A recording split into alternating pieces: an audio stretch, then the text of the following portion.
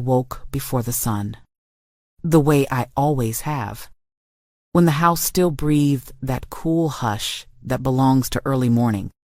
I filled the kettle and set out my chipped white mug, the one with a faded blue rim that Thomas bought at a yard sale the first summer we were married. Steam fogged the window above the sink, and beyond the glass, the Reno sky held that pale lavender promise of another dry Nevada day. On the sill, my African violets opened like small, stubborn miracles. I watered them sparingly, the way Thomas taught me, and whispered a good morning to the man I still spoke to, even though he had been gone for 3 years. Routines were the frame of my life.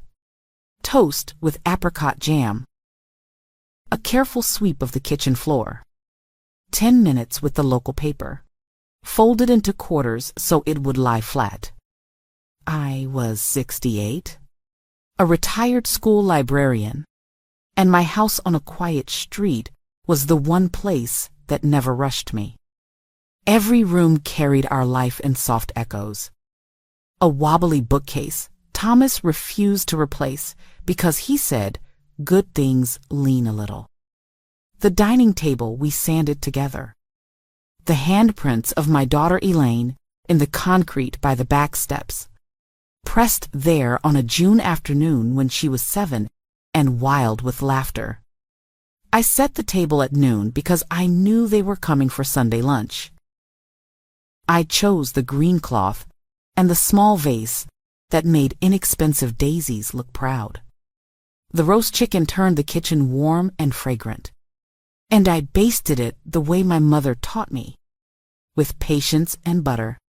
At 12:30, the front door opened without a knock. Elaine walked in first, sleek hair and a cream dress that hung on her like a decision already made. Mark followed, phone in hand, thumbs moving, a wrinkle of displeasure bending his mouth as if the air in my home were slightly wrong. They did not notice the daisies. Mark dropped into Thomas' chair and turned on the television, the sound low but insistent. Elaine kissed my cheek without letting her eyes meet mine and sat on the edge of a dining chair as if the cushion were a clock. "Mom, we need to talk," she said, and her voice did not belong to any version of her I recognized. She told me the house was too big for a woman my age. She said I would be happier in a community with people my own kind and schedule. Mark spoke the word safety and said it twice, as if he were selling me a product I could not afford to refuse. The roast rested on the counter, juices settling, ready to be carved. My hands were steady on the carving fork, but my breath was not. "This is my home," I said, and the room, so familiar, felt suddenly borrowed. Elaine smiled a small, brittle smile that did not reach her eyes. "We have already done the research," she said. "It will be easier for everyone." The clock on the wall ticked once, loud as a gavel. The following Thursday, the air carried a sharp chill, the kind that makes Reno mornings smell of iron and dust. I had just finished folding laundry when a knock rattled my front door. Mark didn't wait for me to answer. He pushed in with a man in a gray suit, clipboard in hand, measuring tape swinging from his belt. Elaine trailed behind, her smile stiff, her eyes darting anywhere but my face. "This is the appraiser," Mark announced, as if I were deaf, as if this were already his home. The man walked through my living room, brushing past framed photographs of birthdays and graduations.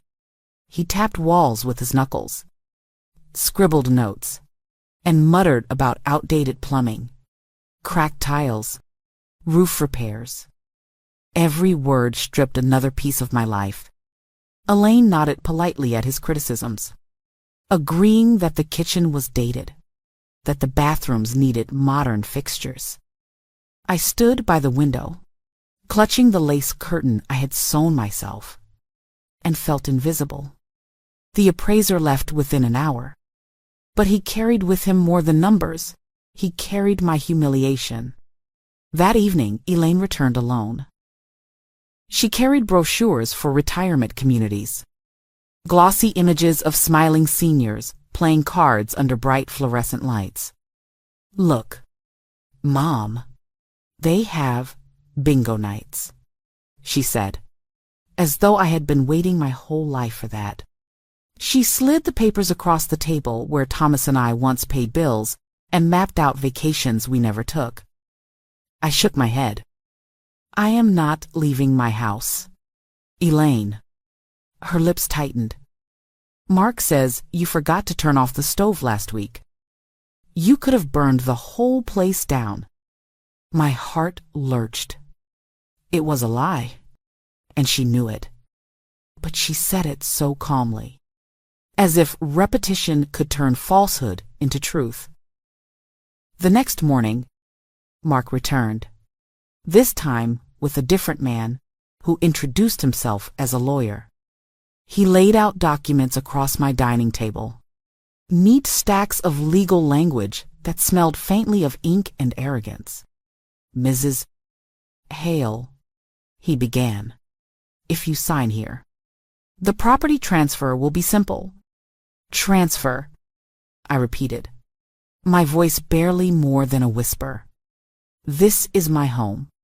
Mark leaned forward, his eyes sharp. "You're no longer able to make decisions for yourself. Elaine is your heir, and she's acting in your best interest." The lawyer cleared his throat, suggesting that if I resisted, they could pursue a mental incapacity petition. The walls of my house seemed to close in on me.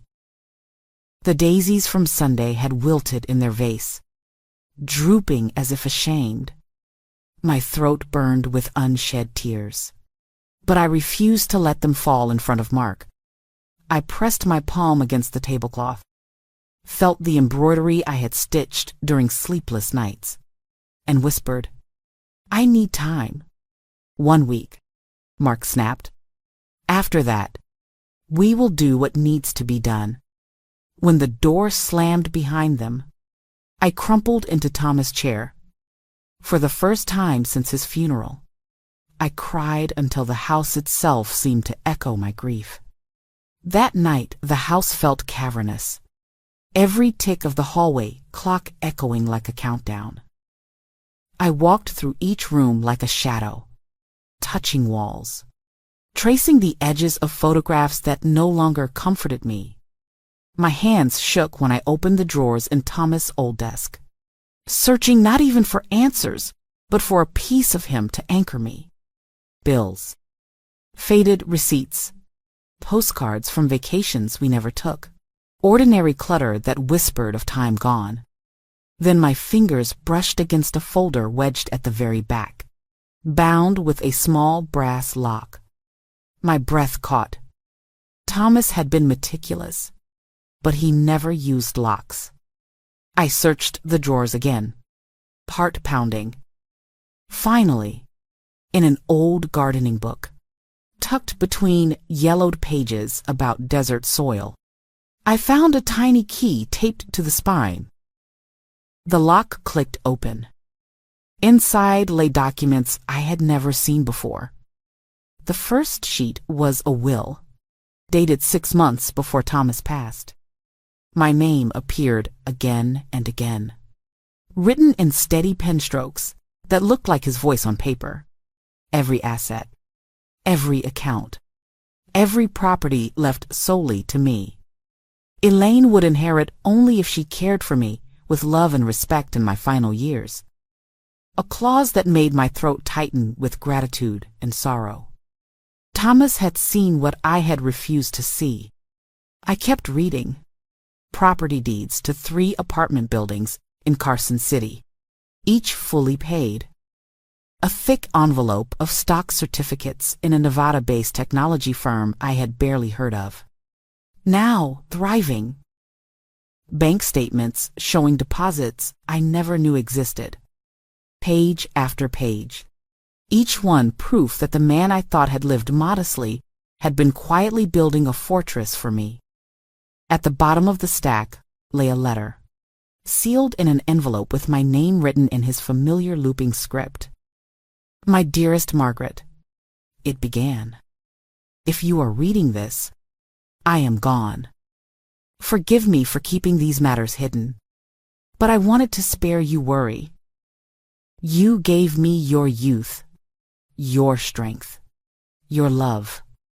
This is my gift to you, so you will never know fear in your later years. And one more thing I never trusted Mark.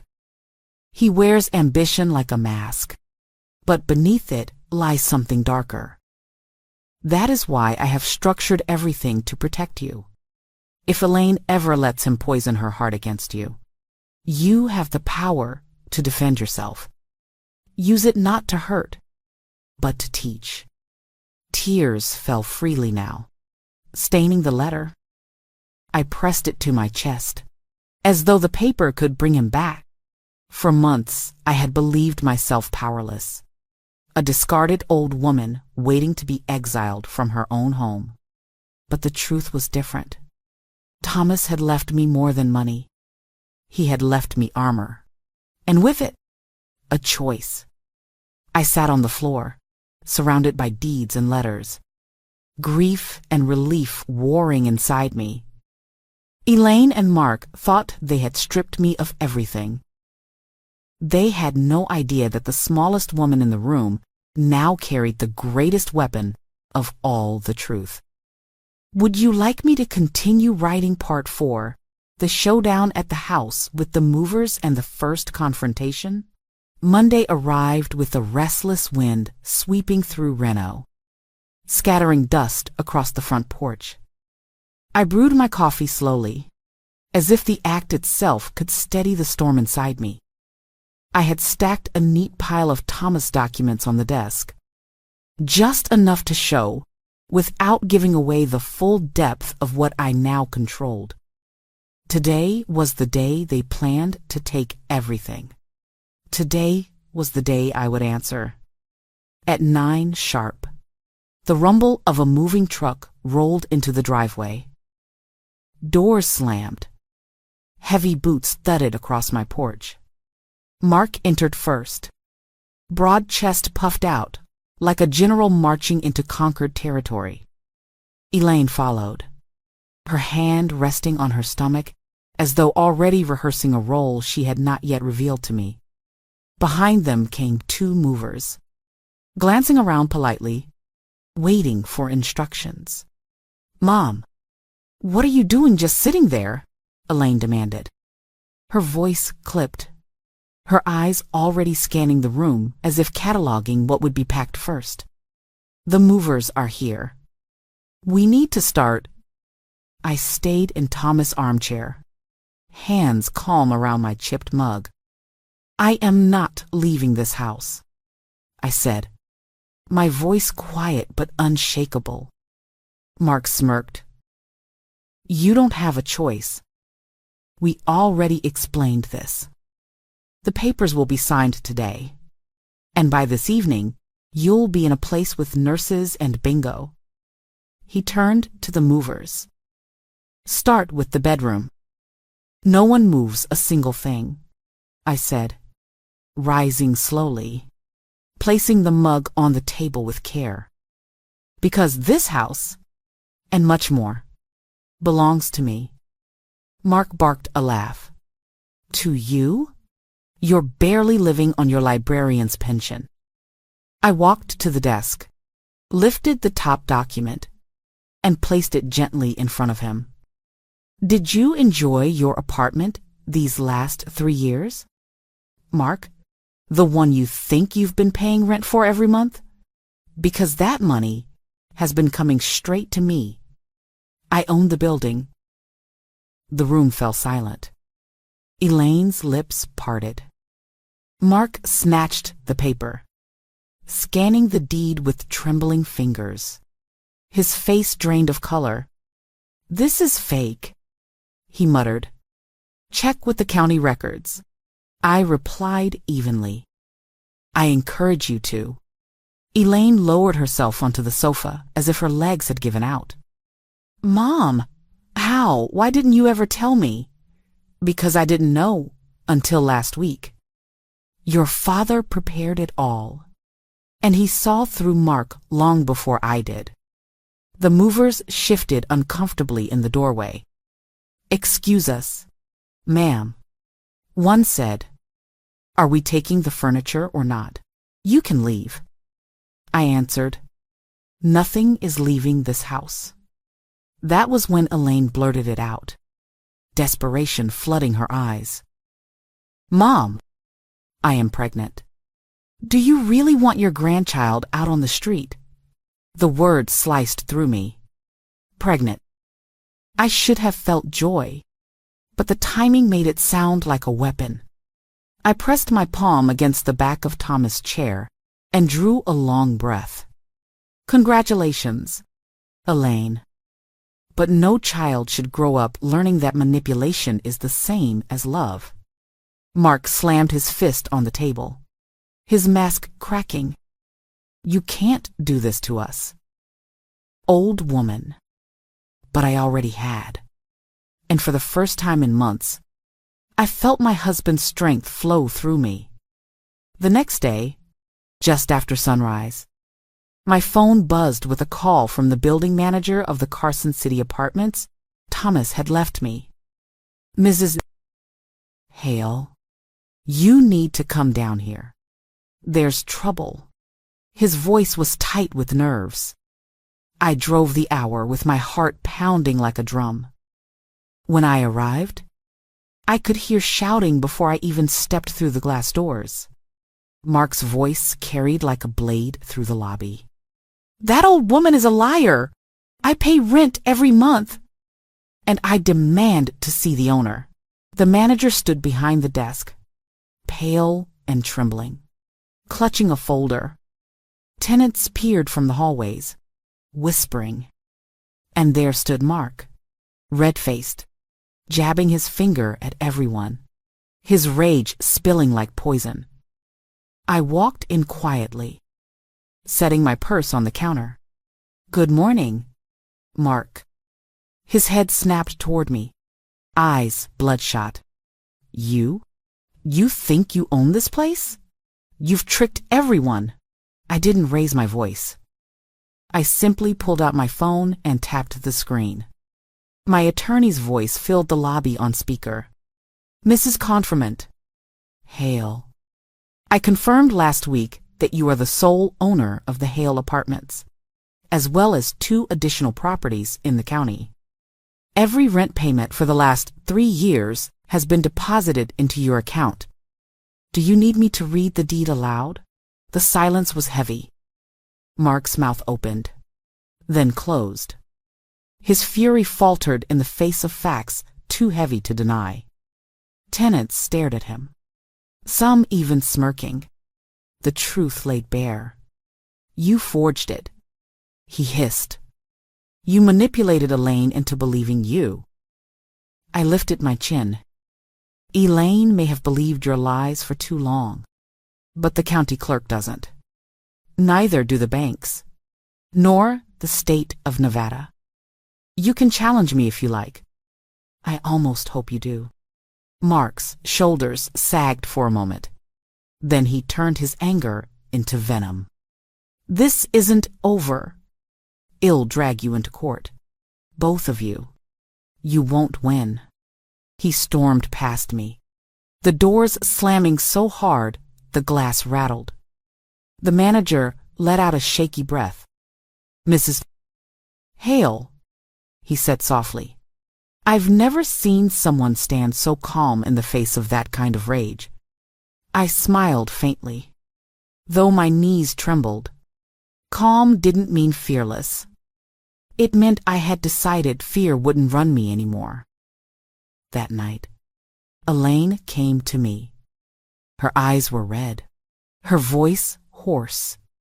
Mom, I don't know what to believe anymore. I know Mark is furious, but maybe he isn't entirely wrong. She twisted her hands together, confusion tearing her apart. I handed her Thomas' letter, the one written in his careful script. She read it slowly, tears dripping onto the page. When she finished, she looked at me with eyes I hadn't seen in years, vulnerable, searching, and for the first time, I felt the faintest shift inside her, as if some part of the daughter I once knew was trying to resurface. For days after the scene at the Carson City apartments, Elaine avoided my eyes. She drifted through the house like a ghost, touching nothing, speaking little.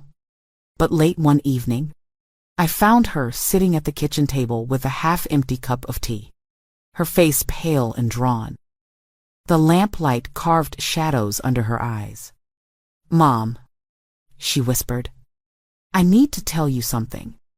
I sat across from her, waiting. Silence has its own power, and I let it stretch until she finally broke. Mark has been controlling me for years. Her voice cracked as the words tumbled out. At first, it was little things telling me which friends were a bad influence, insisting I call him before I went anywhere. Then it became money. He made me quit my job at the insurance office, said real wives don't need careers. He gave me an allowance like I was a child. She rubbed her temples with shaking hands. Every dollar I spent had to be explained. If I bought a dress, he wanted to know why. If I gave you a birthday gift, he asked for receipts. Slowly, I stopped deciding anything for myself. It was easier to agree with him than fight. Her confession ripped at me, but I stayed quiet, letting her speak. When you called to check in, he told me you were too old, too demanding. He said you would drag me down with your worries. I knew it wasn't true, but I wanted to believe him because it meant I didn't have to admit the truth that I had married a man who never respected me. A sob escaped her throat. The night we came here with the lawyer, I saw the way you looked at me. I wanted to scream that it wasn't me, that it was him, but I didn't. I stayed silent. I let him pack your things like they were garbage. And the worst part? I convinced myself it was for your own good. Tears blurred my vision, but I held them back. I wanted her to see the cost of her silence. Mom, she said again, her voice trembling. I don't expect you to forgive me. I just want you to know the truth. Mark isn't finished. He says, hell, take me to court. That hell prove you're manipulating me. But I don't want to be his puppet anymore. Her words carried both fear and the faintest flicker of strength. For the first time in years, I saw Elaine as more than Mark's shadow. I saw my daughter, broken but not lost, standing at the edge of a decision that could either free her or destroy her. And in that moment, I understood. The real battle had only just begun. 2 months later, the storm finally broke. Mark had filed his lawsuit, accusing me of manipulating Elaine, poisoning her marriage, and plotting to steal his unborn child from him. He asked the court for full custody and an order stripping me of any guardianship rights. His lawyer was polished, expensive, the kind of man who twisted words like silk into rope. That morning, Reno's courthouse loomed tall against a slate-gray sky.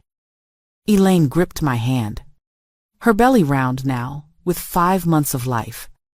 Her face was pale, but her eyes held a quiet determination. Mom, I am terrified, she whispered. What if they believe him? What if I lose my baby? I squeezed her hand. Truth always has more weight than lies, I said, though my own chest trembled. We entered the courtroom. Mark sat at the opposite table, smug, whispering to his attorney. He wouldn't even look at Elaine, as though she had already ceased to exist. When the gavel struck, the air felt heavy, thick with expectation. Mark's lawyer stood first. He painted me as a bitter widow who used her money to destroy a happy marriage. He spoke of manipulation, of emotional blackmail, of a mother unwilling to let go. His voice was smooth, his gestures rehearsed. For a moment, I feared the jury might nod along, swayed by his confidence. Then our turn came. My attorney, Victoria, rose with quiet poise. She presented text messages where Mark called Elaine useless, recordings where he threatened to leave her unless she threw me out, and statements from neighbors who had heard his rages echoing through thin apartment walls. Each piece was a nail driven into the coffin of his lies. But the twist came when the judge, a stern man with silver hair, lifted his glasses and stared at me. Mrs. Hale? He asked, his voice faltering for the first time all morning. Margaret Hale? I straightened. Yes. Your Honor? His eyes softened. Do you remember working in this courthouse? Nearly 30 years ago, my heart stumbled. Yes. I was a secretary then, for Judge Miller. The judge's lips parted in a smile that seemed out of place in the tense chamber. I was an intern. You used to help me with files. You told me I could do this when no one else believed in me. Gasps rippled across the room. Elaine's eyes widened. Mark's face drained of color. The judge cleared his throat, regaining his authority, but his voice carried warmth now. I never forgot your kindness. Hale, you treated me like I mattered when everyone else brushed me aside.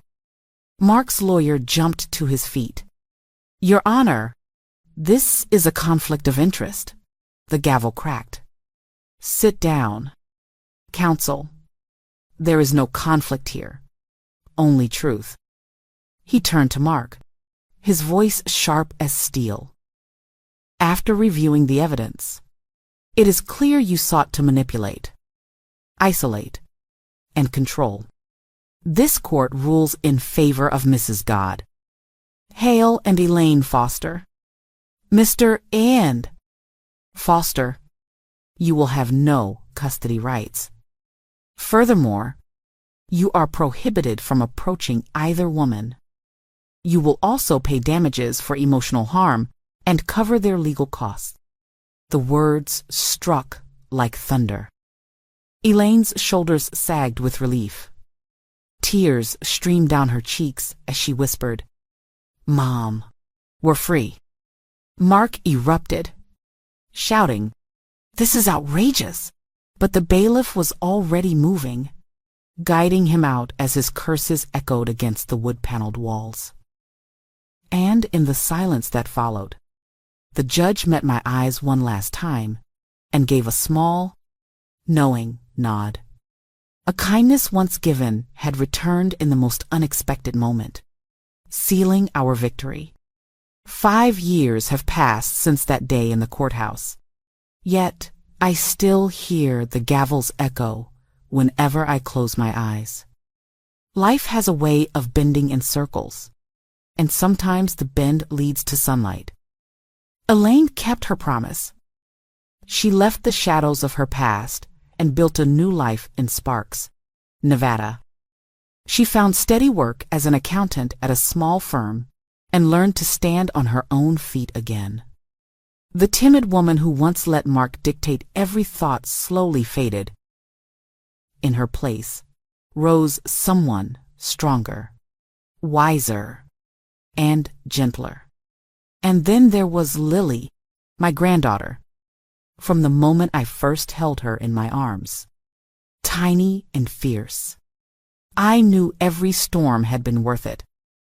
Today, she runs through my garden with wild curls flying, chasing butterflies among Thomas African violets. Sometimes she pauses, cradles one in her small hands, and whispers, "Grandma, is this magic?"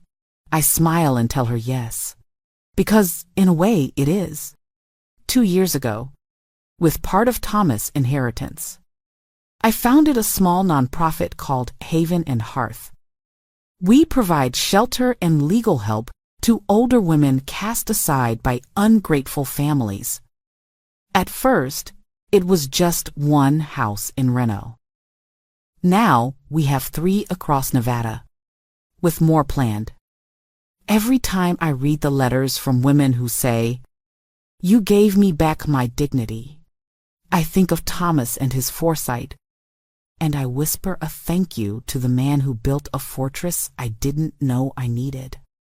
One warm spring afternoon, Judge Samuel Ortega himself came to my porch. His hair grayer, but his smile unchanged. He shook my hand and said, "Mrs. Codd, hail. The Retired Judges Association wants to honor you, not just for what you endured, but for what you've given back." I told him no award was necessary. He only laughed.